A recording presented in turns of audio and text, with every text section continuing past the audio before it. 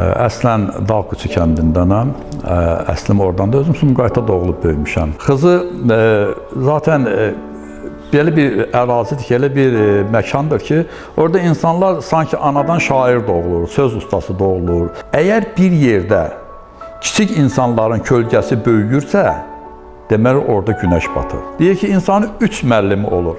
Biri ailə, biri təhsil ocağı, biri isə cəmiyyət. Şəxsiyyətsiz sözsə, nə qədər gözəl olsa, təsirsiz olur. Ola bilsin söz gözəldir, ancaq təsirsiz olacaq. Bütün elmlər kod vasitəsilə Quranda var. Gözün suyu, təsəvvür edin, 70 dərəcədən sonra donur. Mənfi 70 dərəcədən sonra donur. Nə vəzifə, nə güc, nə də var dövlət.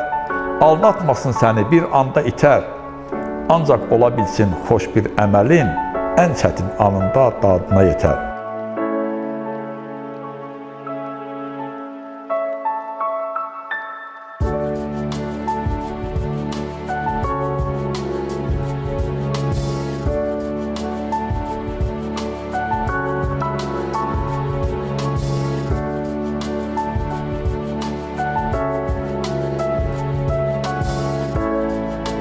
Mən Sultanov Tacəddin Əli Sultanoğlu, Xızı cəmaatının nümayəndəsiyəm. Əslən Dağquçu kəndindənəm. Əslim oradan da özüm Sumqayıtda doğulub böyümüşəm.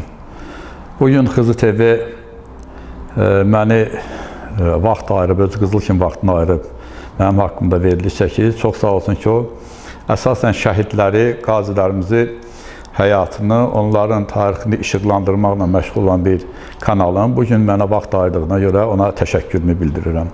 Murad qardaşıma xüsusi təşəkkür edirəm ki, yəni bu günləri o Xızı cəmaatını arayıb araşdırır və onların ziyalılarını üzə çıxardır və xalqımıza tanıtır. Çünki Xızı zaten belə bir ərazidir ki, elə bir məkandır ki, orada insanlar sanki anadan şair doğulur, söz ustası doğulur, bir hikmət sahibi doğulur. Sadəcə olaraq sonra bunu inkişaf etdirənlər var, sonra başqa işlərdə anca gedənlər var.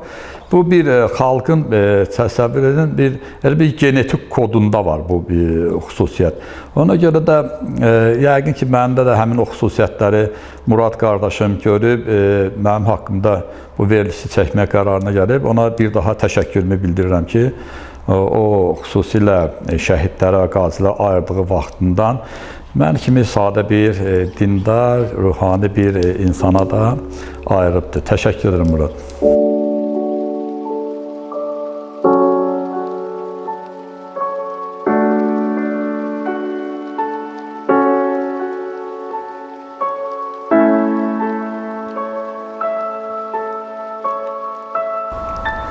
Mən bu mövzuya çox, inanın, mən yaralı yerimdir. Çox fikir verdiyim bir mövzudur bu.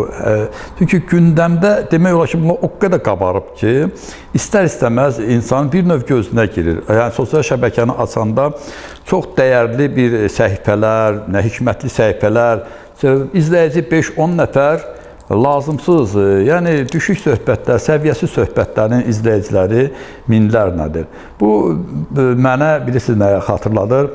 Konfutsinin bir dənə sözü var, o qədər mənə o xoş gəlib.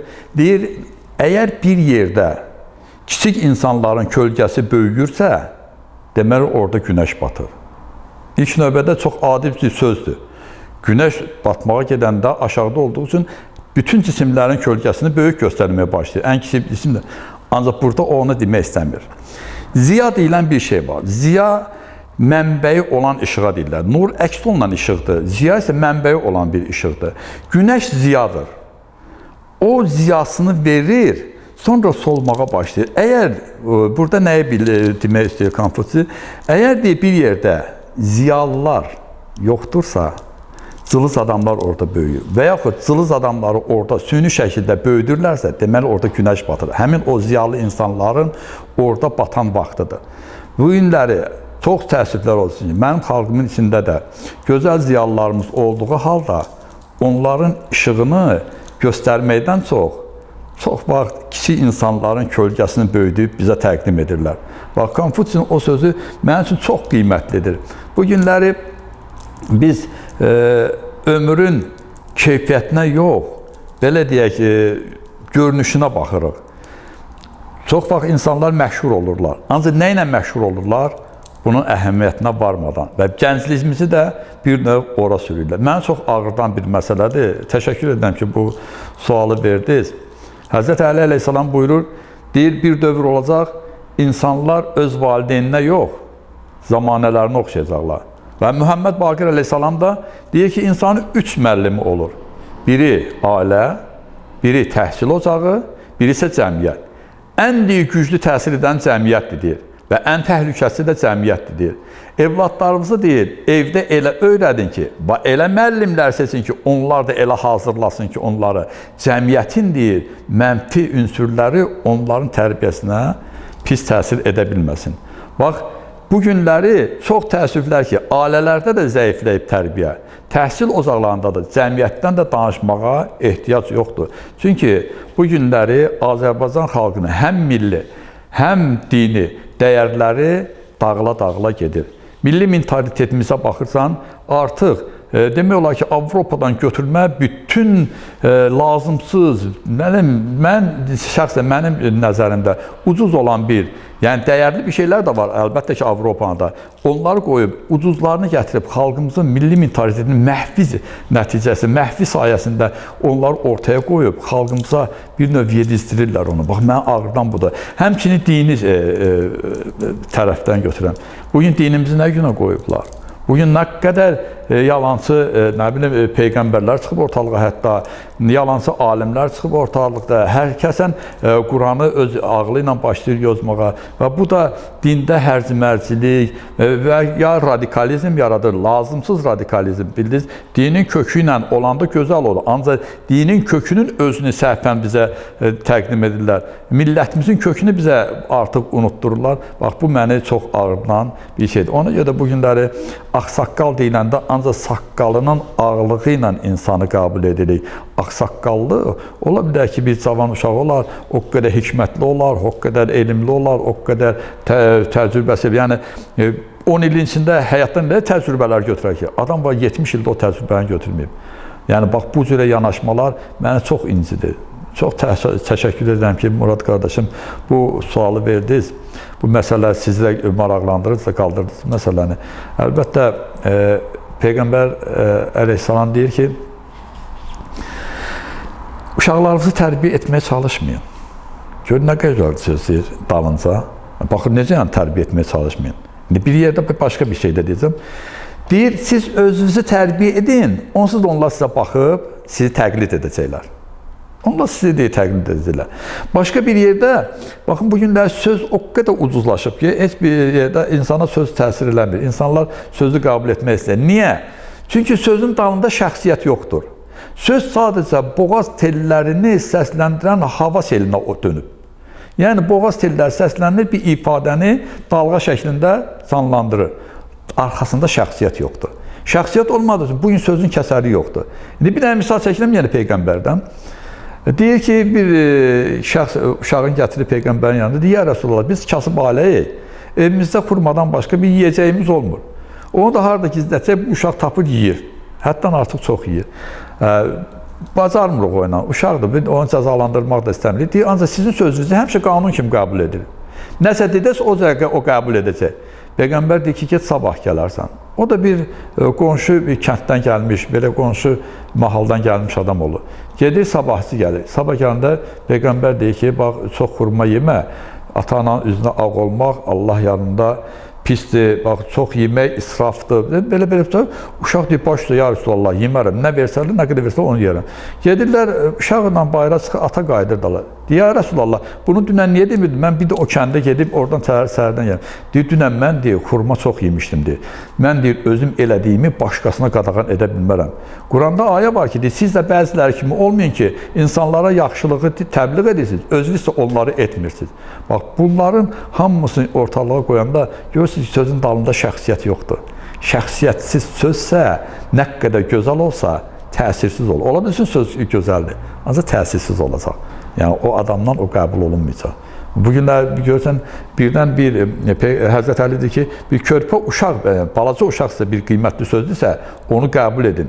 Ancaq bu günlər görürsən ki, hətta yaşlı bir kişi söz deyir, onu qəbul etmirlər. Niyə? Deyirlər, bilsən o kimdir, o özünü gelib düzəltsin. Təsəvvür etsin, onun şəxsiyyətini tanıdıqları üçün onun sözünü qəbul etmək istəmirlər. Ona görə də bizə bayaqla o sözümü başladım ki, günəş batanda kiçik adamların kölgəsi böyüyür. Demək orada günəş batır. Günəşin ziyası lazımdır bizə. Yəni insanların həqiqi ziyalısı lazımdır. Ancaq bizdə bəzən ziyanlıları belə ziyalı kimi bizə təqdim edirlər.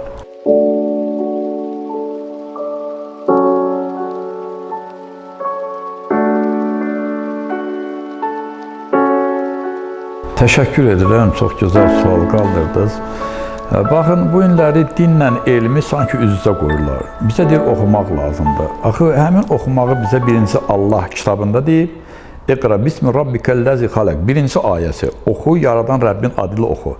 Quran, kitabına adın Quran oxudu, qiraət sözü var, Azərbaycan dilində də işlənir. Həmin o Quran sözündən o kökdəndir, yəni oxu deməkdir. Yəni bu boyda dinin bizə təqdim etdiyi, bizə təbliğ etdiyi, bizi yönəltdiyi bir məzmunlu bir fikri qoyaq qırağa deyək ki, din elmlə ayrı, məsələn, din elmdən uzaqdırmı?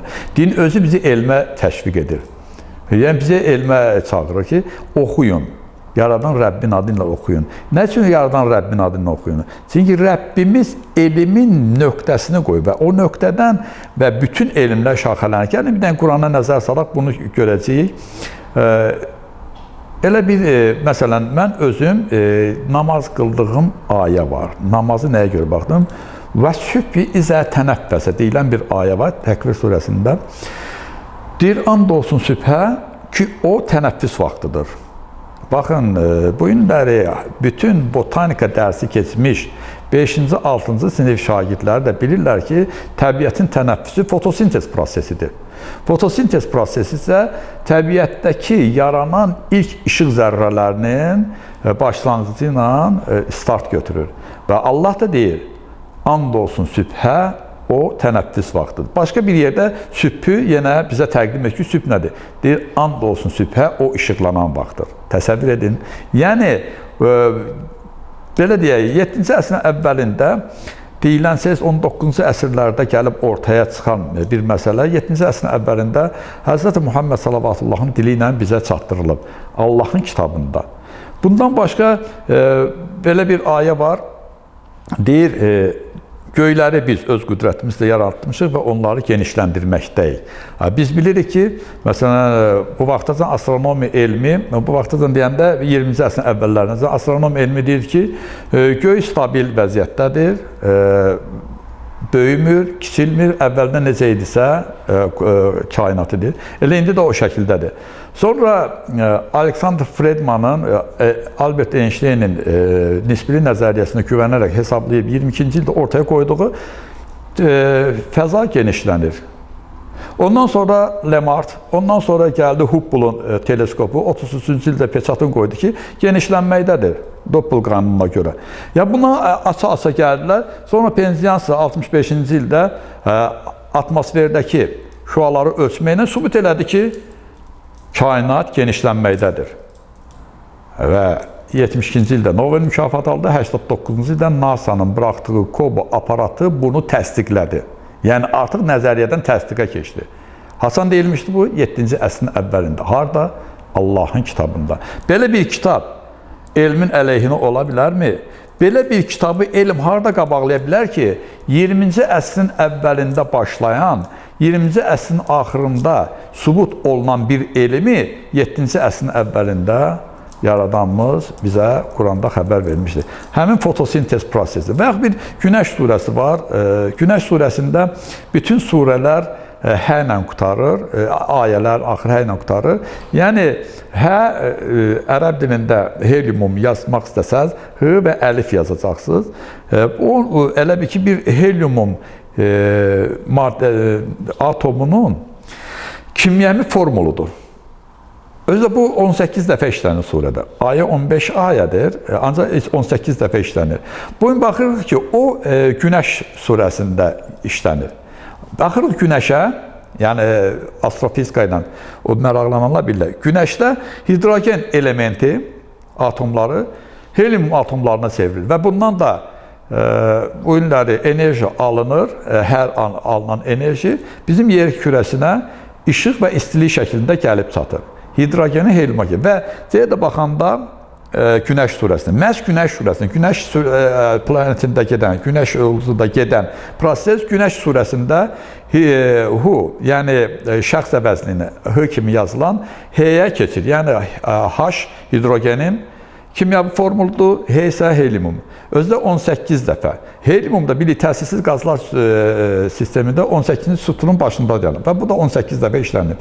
Bütün elmlər kod vasitəsilə Quranda var. Quranda var. Zaten o vaxt bunlar haqqında danışılmaq biraz yəni anlaşılmazlıq olacaqdı. Çünki o zaman üçün deyildi. Və yaxud bir dənə də astronomiyadan sizə misal çəkim. Deyir ki, fi fələkin yəsbəhun, Yasin surəsində belə ayə var. Bütün planetlər, yəni Günəşlə ayda orada deyir, öz orbiti üzrə hərəkət edir. Ancaq o vaxtda ərəblər elə bilirdi ki, Günəşlə ayda yerin ətrafında hərəkət edir. Şərqdən çıxır, qərbdə batır. Sonralar elm sübut etdi ki, əslində bunlar heç yerin ətrafında ay fırlanır. Ancaq bu ayın fırlanmağı yerin ətrafında, onun çıxıb batmağı deyil. Onun çıxıb batmağına səbəb, o cürə görsənmək, yer kürəsinin öz oxu ətrafında fırlanmasıdır. Və yer özü Günəşin ətrafında fırlanır. Yəni bunlar bu qədər dəqiqliklə Quranda olduğu halda müəyyən İslam dini elmin əleyhinə ola bilərmi? Allah deyir, alimlər Peyğəmbərin kölgəsidir. Bax, Peyğəmbər qədər Allah yanında, yəni o qədər yaxın olacaqlar. Kölgə insanın nə qədər yaxın olsa, o qədər yaxın olacaq. Və yaxud Allahı ən çox tanıyanlar alimlərdir. Allahdan ən çox qorxanlar alimlərdir. Allah deyir, alimlər Allahın ayələrini oxuyanda diz söküb, alınlarını yerə qoyub, üzü üstə səcdə edərlər. Çünki deyir, alimlər məni yaxşı tanıyacaqlar.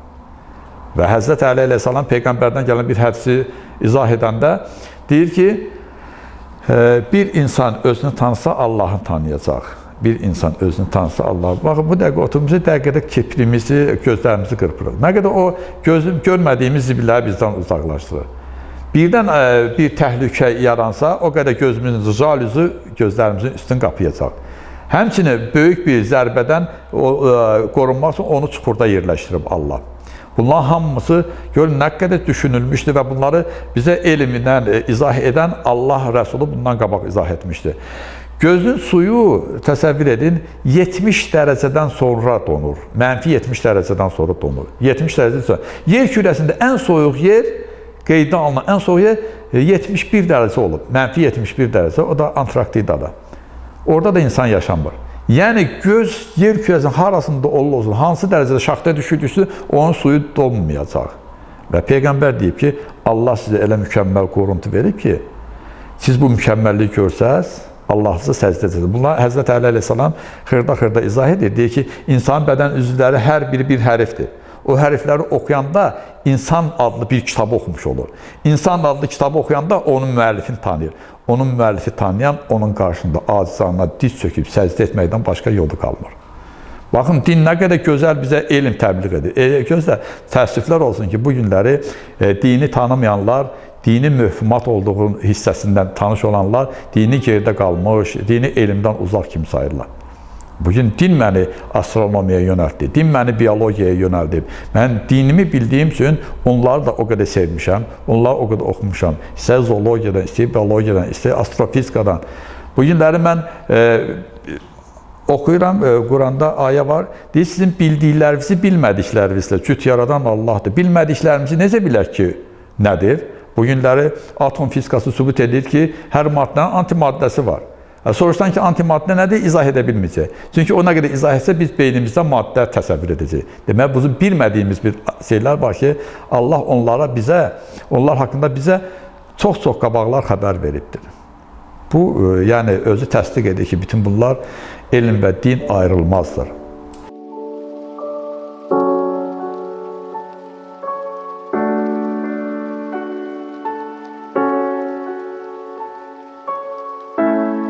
Təşəkkür edirəm Murad. Siz, mən başlarında dedim, biz Xızı cəmaatının bu bir növ genetik kodundadır şairlik, bu söz xiridarlığı, sözə, sənətə sevgi. Mən özümü şair saymıram, ancaq yazıram, hərdən nəsə belə yazıram. Bəli, yenə deyirəm, həmin o mövzudan ki danışdıq, insanların təkəbbürü, insanların mənəm-mənəmliyi, bu xasiyyətlərindəki bu çöküntü məni biraz narahat edir. O mövzuda istəyərdim şeirini deyim inşallah. Ey hər kəlməsində mən deyən insan, ey hər kəlməsində mən deyən insan, ən böyük Allahdır, o heç mən demir. Yerdə dağlar böyük, dəmirsə möhkəm, dağlar da oyulur, döyülür dəmir. İnsan böyüklüyü sadəlikdədir.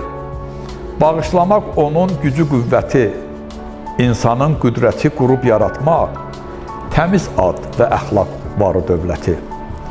Mülayim xasiyyət insanın dostu, elm və ağıldır düz bələdçisi. Gərəkdir səbr ola həyat rəhbəri, təcrübə hər işdə məsləhətçisi. Nə vəzifə, nə güc, nə də var dövlət, aldatmasın səni bir anda itər.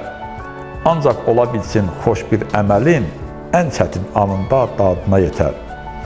Çingizxan, İskəndər hanı dünyada? Heç varın, heç dövlətin də yox Süleyman qədər. Özün tanrı sayan Firon hardadır? Sən də gəl təkəbbür eyləmə hədər. Hacı Tacəddinin yazdığı sözlər, Həzrət Mühəmməddən vəsiyyət bizə. Sanıram sonumuz, sanıram çoxumuz möhtacıq buna. Yazdım ki, qoy olsun nəsihət bizə. Bunlar hamısı Həzrət Peyğəmbərin hədislərindən götürmə sözlərdir. Onları belə bir toplum halda yazmışam.